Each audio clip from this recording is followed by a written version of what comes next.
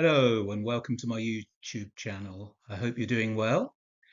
So this video is aimed particularly at beginners, but also people looking to expand their vocabulary in French and expand their confidence in their vocabulary in French.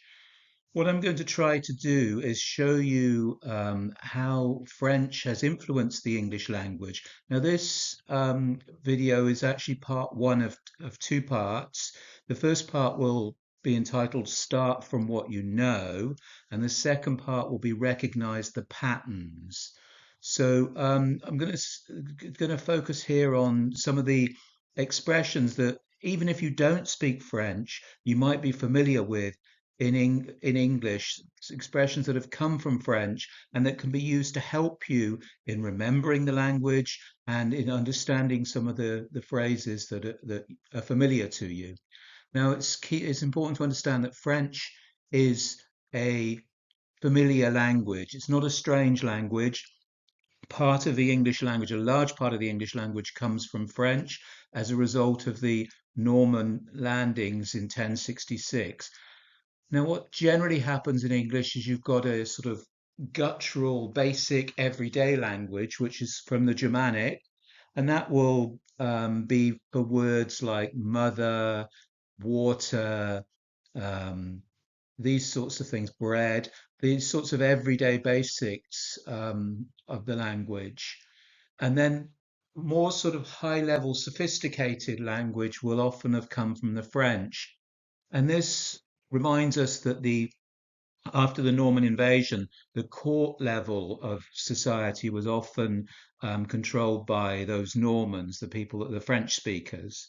So that's a good starting point to think about the origins of the language. So as I say, this video is called Start from What You Know. If you're just starting out in French, you might be surprised to realize how many words or expressions you already know in French. Let's start with the classics that almost everyone knows. C'est la vie. That's life. Now, in this expression, you've got the words la vie, which is the life. C'est is it is, or that is. It is or that is. So it is the life, that's life. Déjà vu, this is the feeling of having seen something before. Now, in this expression, we have déjà, which means already, and vu, which is the past form of um, having seen. So it's already seen.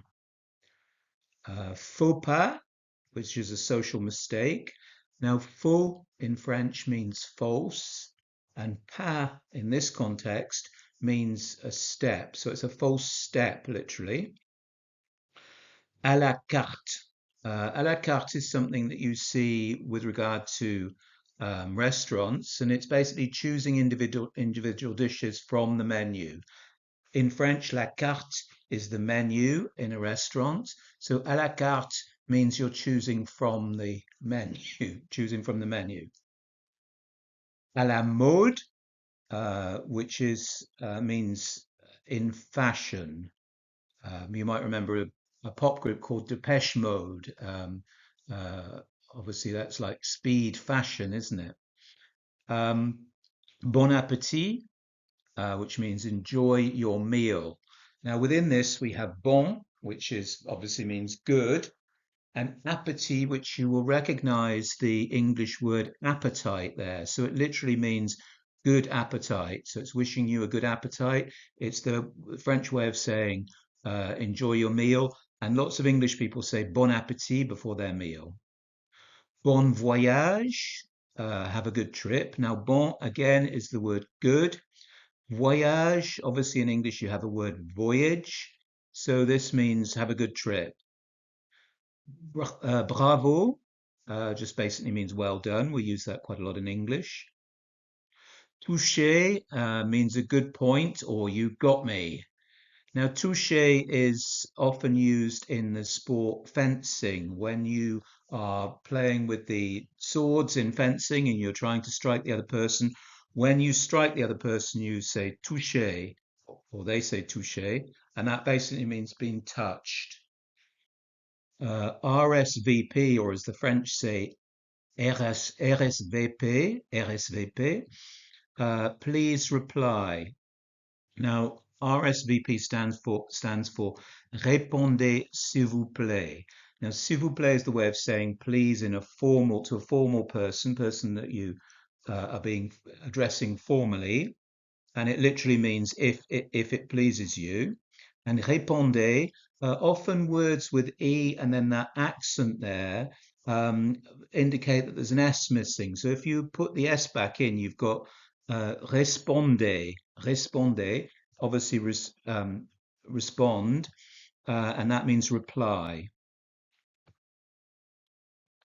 So I'm going to turn now to a selection of French words that English uses as if they were English. So we have café. Now, café in French can obviously be the place where you drink your coffee, but it is literally a coffee, un café. Fiancé and fiancée are both derived from French, as you can tell by the spelling. Cliché is a word that comes from the French. Ballet is a word that comes from the French. As you can tell by the fact that you don't pronounce the NT there, the final T there. Bouquet is another one which you can see still has an element of the French pronunciation in English. Souvenir, genre, entrepreneur.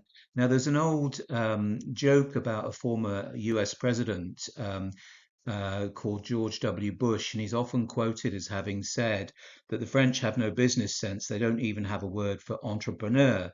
But the word entrepreneur is actually a French word. The word cuisine, of course, is French. Chauffeur, hence the spelling of it. That's a very French spelling of that word, and that's a French word. Début is a French word meaning your beginnings at something. Encore is when you were in the theatre or something and you shout encore, encore. What you are shouting in effect is again, again, and that's what that means in French.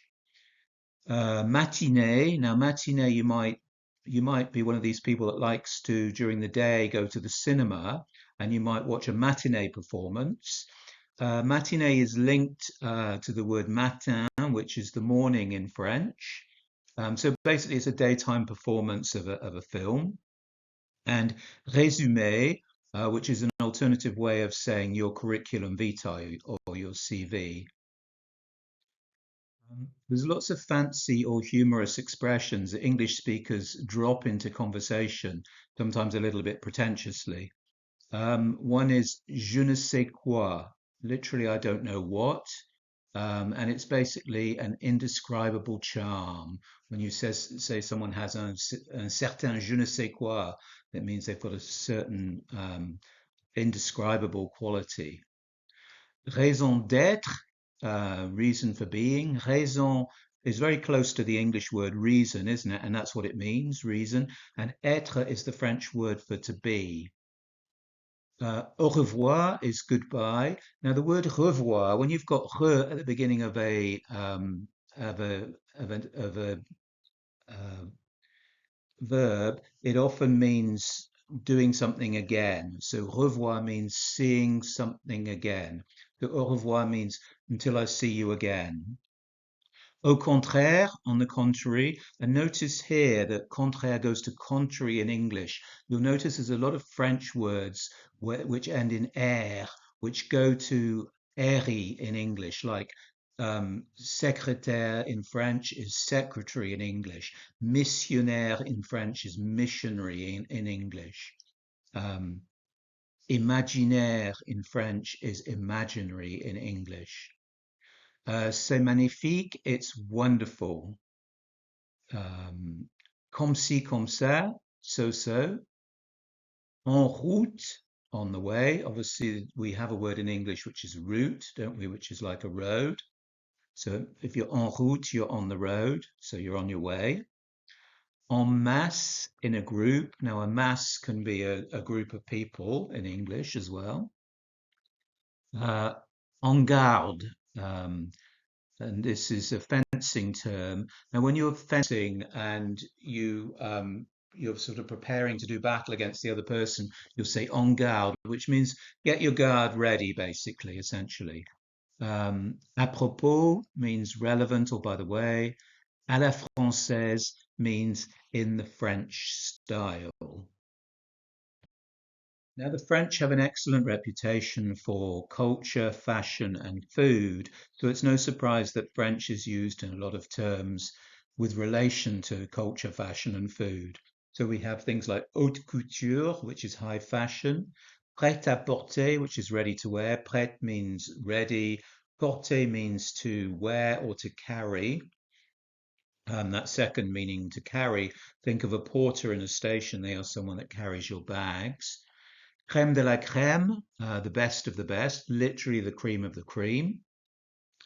Nouveau riche, it means newly wealthy. Obviously, nouveau is new and riche is rich or wealthy.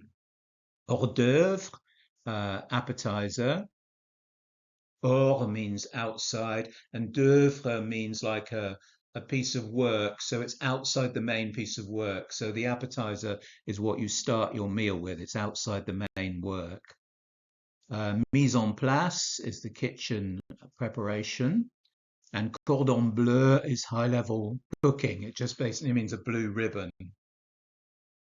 There are a lot of French intellectual or literary expressions used in educated English. For example, force majeure, which is an unforeseeable event. You might describe a hurricane as a force majeure. Um, an act of God, really. So it's like a force majeure is an unforeseeable event. Literally means a major force. Coup d'état, which is an overthrow of a government. État in French means state, and a coup, like, is a blow. Uh, coup de grâce, which is a fatal blow. That's really when you, for example, shoot the last bullet into someone who is injured to finish them off. Now, a lot of English people actually say coup de grâce for this, and coup de grâce would mean a blow of fat, as in oil. So coup de grâce is what the French say. Vis-à-vis in relation to, nom de plume, pen name. Now, a plume is literally a feather. Remember, in the olden days, people used to write with feathers, and obviously, nom is name. Bête noire, a bête is a beast, and a noir is black. And a bête noire is something you particularly dislike. You'll describe something as your bête noire. It's like you could describe disco music as your bête noire. It's something you really don't like. Fait accompli is something already done. Now, fait means fact in this sense, and accompli means accomplished. I've got a similar word in English. So, an accomplished fact is something that's already happened. And then tête-à-tête is a private conversation, literally a head-to-head conversation. We'd probably say a face-to-face conversation if we were using actual English, but tête-à-tête is how the French say that. So hopefully this was useful to you. As I say, it's part one of two parts. I strongly recommend that you look at the second part, which will be more about establishing patterns of language. If you've enjoyed this video, please like it, please comment, and please subscribe. If you have any thoughts about what you would like to see other videos about, please put that in the comments at the end. Thank you very much.